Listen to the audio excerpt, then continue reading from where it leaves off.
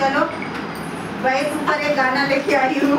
अच्छा लगे तो लाइक सब्सक्राइब करना। आज मैं गाना लेके आई हूँ। आज हमारे साथ में मीना दीदी ढोल बजा रही है, रिंकी दीदी अभी आई बैठी है, आराम कर रही है, रेखा दवा खाने गई है, लेकिन आज मैं अकेले गा रही हूँ। हाँ, बड़ी निकला